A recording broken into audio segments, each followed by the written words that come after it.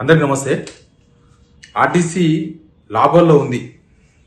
చాలాసార్లు రేవంత్ రెడ్డి గారు, transport minister Ponnam Prabhakar గారు, ప్రతి ఒక్కరు అసలు ఆర్టీసీ లాభాల్లో ఉంది. మహాలక్ష్మి పథకం ద్వారా ఇన్ని కోట్ల మంది మహిళలు ప్రయాణించారు. దానివల్ల ఆర్టీసీ లాభాలకు వచ్చింది. కానీ ఒక ఇంటర్నల్గా డిపో మేనేజర్లకు, తర్వాత ఆర్ఎంలు, రీజనల్ మేనేజర్లకు, వాళ్ళకు ఆర్టీసీ ఎండి ఇచ్చిన ఒక లేఖ బయటకు వచ్చింది. ఏందా లేఖ సారాంశం అంటే, మొత్తం మీరు వర్క్షాపుల డిపోలో ఉన్న వాళ్ళైతే డ్రైవర్ల దగ్గర, కండక్టర్ల దగ్గర, అందరి దగ్గర మీటింగ్లు పెట్టుకోండి. వాళ్ళ సూచనలు సలహాలు కావాలి. రాష్ట్రం పరిస్థితిలో కానీ ఆర్టీసీ చాలా క్లిష్ట పరిస్థితిలో ఉంది. ఆర్టీసీ పరిస్థితి ఏం బాగలేదు. ఆర్టీసీ అప్పుల బాధలు ఎక్కువైపోయినాయి. ఆర్టీసీ క్షీణించిపోయింది. ఇక చాలా ఉన్నాయి దాని వర్డ్స్. అవన్నీ నేను మీకు చూపిస్తా. లెటర్ కూడా ఉన్న దగ్గర. ఆ సిచ్యువేషన్లో ఉంది. కునారెళ్ళిపోతుందంట ఆర్టీసీ. కాబట్టి ఇప్పుడు వాళ్ళందరూ కూర్చోబెట్టుకొని అవన్నీ వాళ్ళ దగ్గర సూచనలు సలహాలు తీసుకొని మాకు చెప్పండి, ఆర్టీసీని కాపాడుకుందామని ఓ లేఖ ఇంటర్నల్గా ఇచ్చిన సర్క్యులర్ అది. నేను చూపిస్తా ఆ లేఖ కూడా. అంతకన్నా ముందు సబ్స్క్రైబ్ చేయండి, షేర్ చేయండి. అంటే వీళ్ళు చెప్పే విషయాలకు, చేసే పనులకు ఎక్కడ సంబంధం లేదు, పొందడం లేదు. లేకపోతే వాళ్ళతో ఐడియాలు తీసుకొని వాళ్ళ మీద నూకేద్దామనే ప్రయత్నం కూడా తెలియదు. ఎనీవే సబ్స్క్రైబ్ అయితే చేయండి, షేర్ అయితే చేయండి. ఇక నా పక్కన స్క్రీన్లో ఆ లెటర్ మీకు కనిపిస్తుంది. ఆ లెటర్ ఇంగ్లీష్లో ఉంది. అది 27/1/2026 మొన్ననే ఇచ్చిర్రు. ఏంటంటే, ఆదాయ వృద్ధి, ఖర్చుల నియంత్రణ మరియు ఆర్థిక స్థిరత్వం కోసం చర్యలు. దీనికోసమని సెషన్స్ పెట్టి ఫిబ్రవరి 10 లోపు మీటింగ్స్ పెట్టండి. తర్వాత ఫిబ్రవరి 20 లోపు మాకు ఆ రిపోర్ట్స్ మొత్తం ఇవ్వండి. ప్రతి డిపో మేనేజరు, యూనిట్ హెడ్, ఉద్యోగులతోన ఈ మీటింగ్లు పెట్టాలి. ఆదాయ వృద్ధి, ఖర్చుల తగ్గింపు, ఇట్లాంటి విషయాల మీద వాళ్ళతో మాట్లాడండి. వాళ్ళ సలహాలు ఎంతో తీసుకోండి అని ఇచ్చాను. నేను దీని ద్వారా ఒకటి మాత్రం చెప్పదలుచుకున్నా. టీజీఎస్ఆర్టీసీ ఆర్థిక సంక్షోభంలో ఉందని ప్రభుత్వం అంగీకరించింది అధికారికంగా. బయట చెప్పే సొల్లంతా వేరు, కానీ అఫీషియల్ నోట్ ఇది. అఫీషియల్ నోట్ బట్టి చూస్తే మనకు అర్థమైంది ఆర్టీసీ ఆర్థిక సంక్షోభంలో ఉంది. మీకు 2017 జీతాలు పెంచిన తర్వాత ఈ సిచ్యువేషన్ వచ్చిందంట. అంతకుముందేమో లాభాలు ఉన్నట్టు, ఎప్పుడు నష్టాలే. కాకపోతే ఇప్పుడు గవర్నమెంట్ ఇచ్చే డబ్బులు కూడా రావాలి కదా. ఇప్పుడు మహిళలు ఫ్రీగా తిరుగుతారు బస్సులు ఎక్కి. మరి మహిళల పైసలు 0 టికెట్ కొడుతున్నారు. టికెట్ ఉంది, మరి ఎవరు ఇవ్వాలి పైసలు? నెలకు 350 కోట్లు ఇవ్వాలి. ఇవో ఒకటి మాత్రం నమ్మాలి మనం. ఇప్పుడు జనాలకు స్కీమ్స్ అమలు చేయడానికి పైసలు లేవు, ఫీజు రియంబర్స్మెంట్కి పైసలు లేవు, రైతు భరోసాకు పైసలు లేవు. ఆర్టీసీకి మాత్రం రెగ్యులర్గా ఇస్తున్నారు పైసలు. ఆర్టీసీ కూడా అంతే, దాన్ని అట్లే నానబెట్టేసిండ్రు. బయట రావు, బయట ఇయ్యరు పైసలు, ఆర్టీసీకి ఇవ్వరు. అట్లా ఆర్టీసీ తీవ్ర సంక్షోభంలో ఉందని ప్రభుత్వం అధికారికంగా అంగీకరించింది. ఆ ఎండి గారు రాసినారంటే అది అఫీషియలే కదా. ఏంది ఇది? ఆదాయం పెరగలేదు, అప్పులు పెరిగిపోయినాయి, ఉద్యోగుల బకాయిలు పెండింగ్ లో ఉన్నాయి. ఇప్పుడు భారాన్ని ఉద్యోగుల మీద, ఉద్యోగుల సలహాలు సూచనలు తీసుకుంటామని వాళ్ళతోనే మాట్లాడితే ఇక ఆగుతారు కదా. ఇప్పుడు వాళ్ళకే పైసలు ఇవ్వాలి, ఇస్తలేరు. ఇచ్చే అవకాశాలు కూడా కనిపిస్తలేవు. ప్రభుత్వం నుంచి ఏమీ లేదు.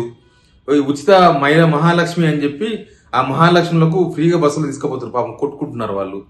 ఆ అవకాశం కూడా గవర్నమెంటే కల్పించింది, బస్సులు పెంచాక ఏం లేక. ఇట్లా ఇదొక పాలనా వైఫల్యానికి అంగీకార పత్రం అంట. నేను ఈ పాలనా వైఫల్యానికి ఒక అంగీకార పత్రం అఫీషియల్ గా వాళ్ళే ఇచ్చారు. ఆర్టీసీ ఆర్థిక సంక్షోభంలో ఉంది అని. ఇప్పుడు ఒకసారిగా ఉద్యోగుల దగ్గర ఐడియాలు కావాలంట వీళ్ళకి. ఉద్యోగులు ఎట్లా, ఏ రూట్లో బస్సులు తిరుగుతున్నాయి, ఏ రూట్లో బస్సులు బాగా టికెట్ కట్ అవుతున్నాయి, ఏ రూట్లో ఎక్కువ డీజిల్ తాగుతున్నాయి, తర్వాత ఏం చేయాలి, మరి టైమింగ్ చేంజ్ చేస్తే ఉన్న బస్సులకు గిరాకీ ఎక్కువ వస్తుందా అని ఇప్పుడు చేస్తారంట. మొత్తం అంత అయిపోయిన తర్వాత ఖర్చులు తగ్గించండి అని వాళ్ళ మీద. ఎవరు ఖర్చులు తగ్గించాలి? మెయింటెనెన్స్ ఖర్చులు తగ్గించాలనా? వృధా ఖర్చులు ఎవరు పెడతారు? ఆర్టీసీ డ్రైవరు, ఆర్టీసీ కండక్టరు పెట్టే అవకాశాలు లేవు. ఆర్టీసీలో పనిచేసే పెద్ద పెద్దోళ్ళు ఉంటారు, ఈవో, రకరకాల పోస్టులు ఉంటాయి. దానిలో వాళ్ళు లక్ష జీతాలు ఉంటాయి వాళ్ళకి. వాళ్ళు చేయలే ప్లాన్. ఇది ఆఫీసర్ లక్షల రూపాయలు తీసుకుని, జీతాలు తీసుకొని ఏసీ రూమ్ లో కూర్చునే ఆర్టీసీ ఉన్నతాధికారులు ప్లాన్ చేయాలి. ఏం చేయాలి, ఏం చేయకూడదు. మళ్ళీ గవర్నమెంట్ ఏమో పైసలు ఇస్తున్నాం అని చెప్తున్నారు. వస్తున్నాయా? మీరు ఉద్యోగులకు చెప్పండి. ఫస్ట్ గవర్నమెంట్ నుంచి పైసలు రాబట్టే ప్రయత్నం చేయాలి, కానీ మీరు ఆ ప్రయత్నం చేయకుండా ఆల్రెడీ డబ్బులు దొబ్బుతున్నారు కదా. మేడారం జాతరకు 50% ఎక్స్ట్రా, పండుగలు వస్తే 50% ఎక్స్ట్రా. పాపం జనాలకు, కండక్టర్లకు గొడవలు అవుతున్నాయి, కొట్లాటలు బస్సుల్లో. అంత టికెట్ ఎందుకు తీసుకుంటా ఉంటారు?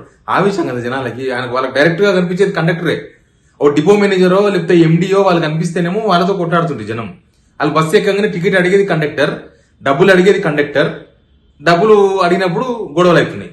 మీరు స్పెషల్ బస్సులను పేరు పెట్టి డబ్బులన్నీ జనాల దగ్గర నుంచే గుంజే, మహిళలకు ఫ్రీ, వాళ్ళ భర్తలతోనో డబ్బులు గుంజుతున్నారు. ఎట్లయితే ఇంటికి బొక్కనే కదా, వాళ్ళకి ఏం సేవ్ అయినట్టు, గవర్నమెంట్ ఏం మిగిలిచ్చినట్టు వాళ్ళకు ఆ పైసలు తీసుకుంటారు. మళ్ళీ గవర్నమెంట్కి వెళ్ళి రావాల్సిన డబ్బులు మాత్రం ఇయ్యరు. అందులో మళ్ళీ ఇప్పుడు